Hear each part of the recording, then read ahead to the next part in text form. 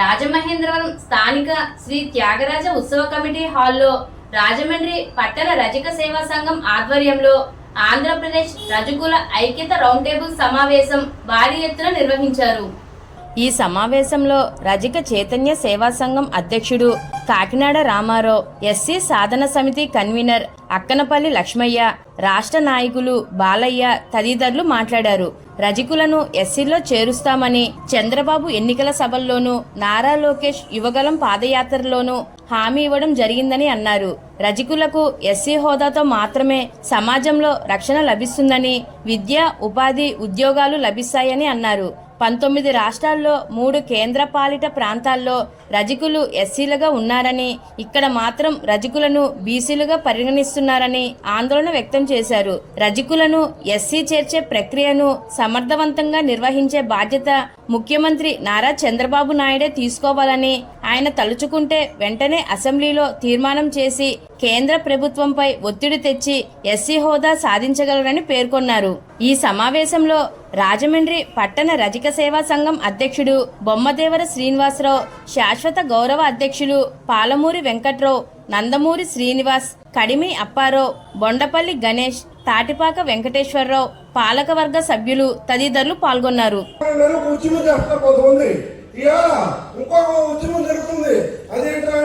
మీ పిల్లల భవిష్యత్తు తీర్చేది, మీకు ఉద్యోగాలు వచ్చేది, మీ పిల్లలకు ఉద్యోగాలు వచ్చేది అని ఒక ఉద్యమం జరుగుతుంది. సోదరులారా, మీ అందరూ మనస్సాక్షిగా మీ గుండెల మీద చేసుకుని మీరు అందరూ కూడా ఏ ఉద్యమానికి సపోర్ట్ చేస్తారో మీరే తేల్చుకోవాల్సిన అవసరం అయింది. ఇది కుర్చీల కోసం కాదు, పదవుల కోసం కాదు. ఆశిస్తున్నాము ఆ యొక్క ఎస్సీ హోదాకి ఈ పండు ముగ్గు మనం ఫలితాన్ని దక్కించుకునే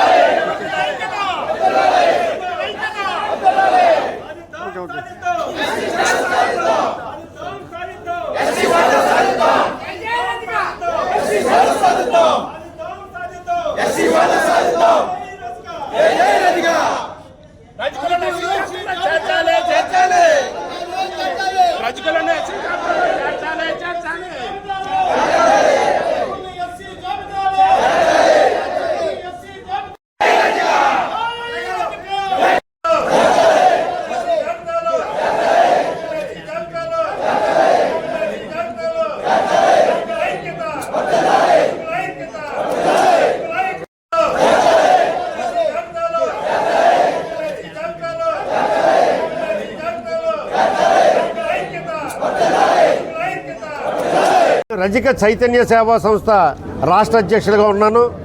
అయితే ఈరోజు మరి ఈ యొక్క ఎస్సీ స్టేటస్ మీద గత కొన్ని రోజులు బట్టి రాష్ట్ర వ్యాప్తంగా జరుపుతున్నటువంటి రజక ఐక్యత రౌండ్ టేబుల్ సమావేశాలు మరి ఏలూరు, అలాగే మరి పల్నాడు జిల్లా దాచేపల్లి, చిత్తూరులోని, అలాగే అనకాపల్లి, ఇది రాజమండ్రి 5వ సమావేశాన్ని రాజమండ్రిలో ఇంత పెద్ద ఎత్తున మరి రజక సోదరులు అందరూ కూడా రావడం జరిగింది. ఇది ప్రధానమైనటువంటి కారణం మరి ఏనాటి నుండో రజకుల యొక్క ఆవేదన, ఆకాంక్ష, మరి కోరిక ఏదైతే ఉందో మరి 18 రాష్ట్రాల్లో ఎస్సీల్లో ఉండడం జరిగింది. అలాగే 4 కేంద్రపాలిత రాష్ట్రాల్లో కూడా ఎస్సీల్లో ఉండడం జరిగింది. ఎక్కడా కూడా రజకుడి యొక్క జీవన విధానం అన్ని చోట్ల కూడా దేశవ్యాప్తంగా ఒకే రకంగా ఉంటుంది. దాని గురించి మరి పక్కన ఉన్నటువంటి ఒరిస్సా రాష్ట్రంలో మరి ఎస్సీల్లో ఉన్నారు, ఇక్కడ బీసీల్లో ఉన్నారు. ఇక్కడ అమ్మాయి వెళ్ళి మరి అక్కడ ఒరిస్సా వెళ్ళేసరికి ఎస్సీ అవుతుంది, అక్కడ అమ్మాయి వచ్చి ఇక్కడికి వచ్చేసరికి బీసీగా మిగిలిపోతుంది. ఇది మాకు అనేక రకాలైనటువంటి ఆర్థికంగా, సామాజికంగా అన్ని రకాలుగా కూడా మా యొక్క రజక జాతి నష్టపోతుందని చెప్పేసి ఎస్సీ జాబితాలో కలపమని చెప్పేసి మా యొక్క డిమాండ్. ఈ డిమాండ్ తప్పనిసరిగా కూడా మరి గత పాలకులైనటువంటి మరి ఎవరైతే గత పరిపాలనలో ఉన్నటువంటి వ్యక్తులు ఎవరైతే ఉన్నారో ఇది కంటిన్యూషన్ ఇస్తామని చెప్పేసి ఎస్సీ జాబితాలో చేరుస్తామని చెప్పి చెప్పడం జరుగుతుంది. అయితే ఇప్పుడున్నటువంటి ప్రభుత్వం కూడా ఎలక్షన్ ముందు మరి నారా చంద్రబాబు నాయుడు గారు రజకుల్ని ఎస్సీ జాబితాలో కలుపుతానికి నా ప్రయత్నం నేను తప్పనిసరిగా కూడా పూర్తిగా సహాయ సహకారాలు అందిస్తానని చెప్పేసి ఆయన బీసీ బహిరంగ సభలో చెప్పడం జరిగింది. అదే రకంగా బీసీ డిక్లరేషన్లో కూడా పెట్టడం జరిగింది. మరి దానిని మేము పురస్కరించుకుని మా రజకులంతా కూడా మహాప్రభు మీరు తప్పనిసరిగా కూడా రజకుల యొక్క ఆరాధ్య దైవంగా మిగులుతారు, మీరు తప్పనిసరిగా కూడా మా ఏదైతే కోరిక ఉందో దాన్ని తప్పనిసరిగా కూడా ఎస్సీ జాబితాలో కలపండి అని చెప్పేసి మేము అందరూ కూడా మరి ముఖ్యమంత్రి వర్యులు నారా చంద్రబాబు నాయుడు గారిని మేము విన్నవించుకుంటున్నాం. ఎందుకంటే ఆయన చెప్పారు కాబట్టి మరి ఇస్తానన్న వ్యక్తినే మనం అడగాలి కాబట్టి ఆయన్నే మేము అడగడానికి మేము ఇదంతా కూడా రౌండ్ టేబుల్ సమావేశం ఏర్పాటు చేసుకుని మేమంతా సామరస్యపూర్వకంగా ఏ పార్టీకి వ్యతిరేకం కాదు. చాలామంది కొంతమంది తెలుగుదేశం పార్టీకి వ్యతిరేకంగా ఈ యొక్క మీటింగ్ అవుతుందని చెప్తున్నారు. అది చాలా పొరపాటు. ఇక్కడ ఉన్నటువంటి వ్యక్తులందరూ కూడా మరి తెలుగుదేశం పార్టీలో కోస్తే రక్తం కూడా పసుపులో ప్రవహించేటటువంటి వ్యక్తులు ఈ యొక్క డయాల్స్ మీద ఉన్నారు. మరి ఇది తప్పనిసరిగా కూడా మరి ఆ మాట్లాడే వ్యక్తులు చాలా పొరపాటుగా మాట్లాడుతున్నారని చెప్పి తెలియజేస్తూ మరి ఏదైతే మా కోరిక ఏదైతే ఉందో ఎస్సీ జాబితాలో కలపమని చెప్పేసి మేము ప్రధానమైనటువంటి డిమాండ్ కాబట్టి ఇది ప్రభుత్వం దీన్ని తూచా తప్పకుండా మరి త్వరలోనే మాకు ఎస్సీ జాబితా మీద ఒక కమిషన్ వేసి అది కూడా టైం బాండ్ పెట్టి దగ్గరలోనే మాకు అది కూడా పూర్తి చేసి అసెంబ్లీ సాక్షిగా మాకు తీర్మానం చేసి మరి కేంద్ర ప్రభుత్వానికి పంపించాలని చెప్పేసి మేము ఈ యొక్క మీడియా ద్వారా నేను తెలియజేయడం జరుగుతుంది. విలేకరులకు అందరికీ హృదయపూర్వకమైనటువంటి నమస్కారాలు తెలియజేస్తూ ఈ ముఖ్యంగా ఆంధ్రప్రదేశ్ రాష్ట్ర ముఖ్యమంత్రి నారా చంద్రబాబు నాయుడు గారికి 5వ రౌండ్ టేబుల్ సమావేశం రజక సంఘాలందరి తరపున ముఖ్యమంత్రి గారికి విజ్ఞప్తి. ఆంధ్రప్రదేశ్లో తెలుగుదేశం పార్టీ వ్యవస్థాపకులైనటువంటి నందమూరి తారక రామారావు స్థాపించినటువంటి ఈ యొక్క పార్టీలో రామారావు గారు మొట్టమొదటిసారిగా రజకులు ఆర్థికంగా సామాజికంగా అన్ని రంగాల్లో వెనకబడినారని చెప్పని మొట్టమొదటిసారిగా కేంద్రానికి ఈ రాష్ట్రంలో రజకులు ఎస్సీ జాబితాలో చేర్చవలసిన అవసరం ఉందని చెప్పని గుర్తించినటువంటి నందమూరి తారక రామారావు గారు చేశారు.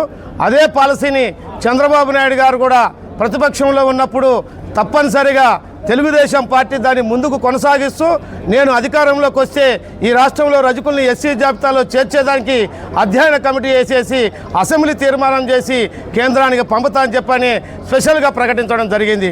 ఆ తర్వాత అధికారంలోకి వచ్చిన తర్వాత అదే మాట నిలబెట్టుకున్నటువంటి ముఖ్యమంత్రి గారు గవర్నర్ ప్రసంగంలో చెప్పారు, మహానాల్లో తీర్మానం చేశారు.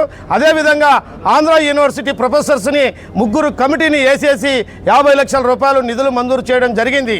మా దురదృష్టం ఏంటంటే ఎన్నికలు వచ్చిన దానివల్ల నోటిఫికేషన్ ఇచ్చిన దానివల్ల 3 జిల్లాలు తిరిగిన తర్వాత ఆ కమిటీ ఆగిపోయింది. మరి ఆ తర్వాత ముఖ్యమంత్రి మరి జగన్మోహన్ రెడ్డి గారు వచ్చిన తర్వాత రజకుల యొక్క స్థితిగతుల గురించి కానీ రజకులకు వేసినటువంటి అధ్యయన కమిటీని కానీ పట్టించుకోకుండా గాలికి వదిలేయడం జరిగింది. మళ్ళీ చంద్రబాబు నాయుడు గారు వస్తేనే రజకుల తలరాతలు మారుతాయని చెప్పని మళ్ళీ మేమందరం కూడా రజకులందరం కూడా రాష్ట్ర వ్యాప్తంగా పోరాటాలు చేయడం జరిగింది.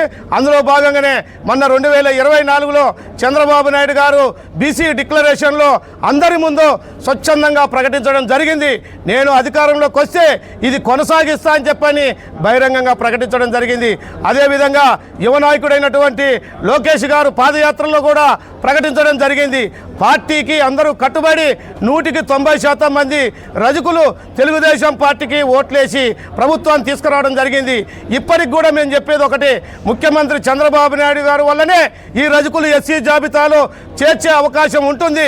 అనుభవం కలిగినటువంటి ముఖ్యమంత్రి గారు, కేంద్రంలో రాష్ట్రంలో ఒప్పించగలిగినటువంటి ముఖ్యమంత్రి గారు ఉన్నప్పుడే ఈ రజకుల తలరాత మారుతుందని చెప్పని భారతదేశంలో 18 రాష్ట్రాల్లో 3 కేంద్రపాలిత ప్రాంతాల్లో ఉన్నటువంటి రజకులు ఒకే జాతిలో ఒకే వృత్తి చేసే వాళ్ళని 2 రిజర్వేషన్లు కొనసాగించడానికి లేదని చెప్పని ఒకే వృత్తి చేసే వాళ్ళని ఒకే రిజర్వేషన్ కింద తీసుకురావాలని చెప్పని కేంద్ర రాష్ట్ర ప్రభుత్వాలని ఒప్పించి ముఖ్యమంత్రి గారు మా యొక్క ఆశయాన్ని నెరవేర్చాలని చెప్పని రజక రౌండ్ టేబుల్ సమావేశం రాష్ట్ర వ్యాప్తంగా వచ్చినటువంటి రజకులందరి తరపున ముఖ్యమంత్రి గారికి విజ్ఞప్తి చేస్తున్నాం.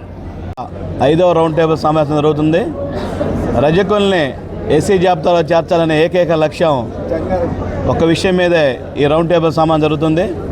మరి స్వర్గీయ ఎన్టీ రామారావు టైం దగ్గర నుంచి చంద్రబాబు నాయుడు టైం దగ్గర నుంచి కూడా పాదయాత్రలో మణ్యమ్మ అనే ఒక మహిళ రజక మహిళ లోకేష్కి మెడలో పూలదండ వేస్తేనే అవమానించి ఆమెని ఎంతో ఇబ్బందులు పెడితే కళ్ళారా లోకేష్ చూసి కూడా చెల్లించిపోయి రజకులకి ఎన్ని అవమానం జరగకూడదు, ఎస్సీ జాబితాలో జరుపుతామని చెప్పేసి పాదయాత్రలో కూడా చెప్పడం జరిగింది. ఎన్నో సందర్భాల్లో ఎన్నో సాక్ష్యాలు ఉన్నాయి. మరి ఆ సాక్ష్యాలన్నింటినీ ఆధారంగా తీసుకొని 18 రాష్ట్రాల్లో 3 కేంద్రపాలిత ప్రాంతాల్లో రజకులను ఎస్సీ జాబితాలో చేర్చాలని చెప్పేసి మేము ఈ రాష్ట్ర వ్యాప్తంగా ఒక రౌండ్ టేబుల్ సమావేశాన్ని ప్రభుత్వానికి వినియోగిస్తున్నాం, కూటమి ప్రభుత్వానికి. ఇది ప్రభుత్వానికి వ్యతిరేకం ఎలాంటిది కాదని చెప్పి తెలియజేసుకుంటున్నాం.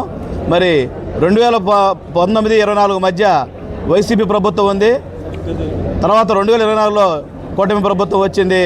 ప్రభుత్వానికి ఎన్నో ఒత్తిళ్లు ఉన్నాయి. ఆ ఒత్తిడిలో భాగంగా మా యొక్క అభ్యర్థిని మన్నించే విధంగా మా అభ్యర్థిని తెలియజేసే దాంట్లో భాగంగానే ఈ రౌండ్ టేబుల్ సమావేశాలు పెట్టి ప్రభుత్వానికి తెలియజేస్తున్నాము.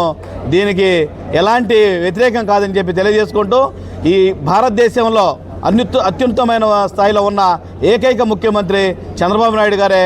మరి ఆయన వల్లే సాధ్యమైందని చెప్పేసి ఒక ఏకైక లక్ష్యం మా అందరి మనసులో ఉంది. మరి ఈరోజు ప్రపంచ మేధావులు ఒకడైనటువంటి మేధావి చంద్రబాబు నాయుడు గారు. మరి అలాంటి వ్యక్తి ఈరోజు కూటమి ప్రభుత్వంలో ఒక కీలక స్వామైన వ్యక్తి దేశంలో. కాబట్టి చంద్రబాబు నాయుడు గారు, లోకేష్ గారు, పవన్ కళ్యాణ్ గారు, మోడీ గారు ద్వారా మా లక్ష్యం నెరవేరుతుందని చెప్పేసి మరి బీజేపీ కూడా ఒకే దేశం, ఒకే విధానం, ఒకే రిజర్వేషన్ చెప్పింది. మరి దాంట్లో భాగంగా 18 రాష్ట్రాలు 3 కేంద్రపాలిత ప్రాంతాలలో మరి ఎస్సీలుగా ఉన్నారు మా రజకులు. ఇక్కడ ఆంధ్రప్రదేశ్ కానీ తెలంగాణలో కూడా లేరు. కాబట్టి మేము ఎస్సీలో చేర్చాలని చెప్పేసి ఏకైక లక్ష్యం అని చెప్పేసి కోరుకుంటున్నాము. మరి అవకాశం ఇచ్చిన పాత్రికేయ మిత్రులందరికీ ధన్యవాదాలు.